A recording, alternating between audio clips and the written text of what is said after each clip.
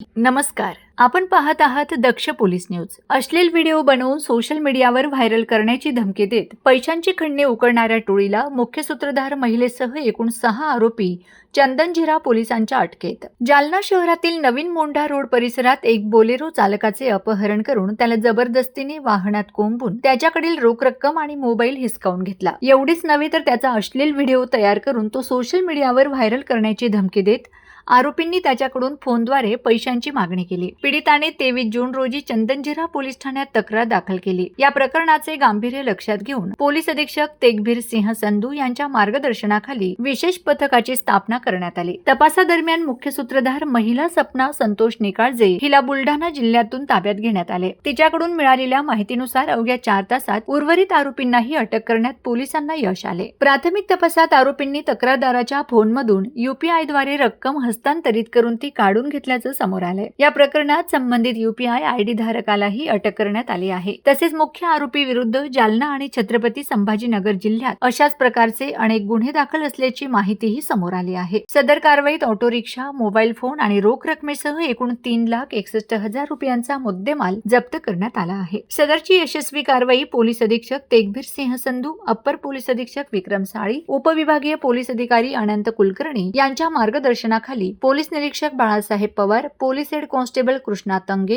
राजेंद्र पवार, अशोक जाधव, अभिजित वायकोस, सागर खैरे, महिला पोलीस सखू शिंदे व अनुराधा बांडे यांनी यशस्वीरित्या पार पाडले. दक्ष पोलीस न्यूज प्रतिनिधी विलास हिवाळे, जालना. अशाच ताज्या आणि विश्वासार्ह बातम्यांसाठी आमच्या चॅनलला लाईक करा, शेअर करा आणि सबस्क्राईब करायला विसरू नका.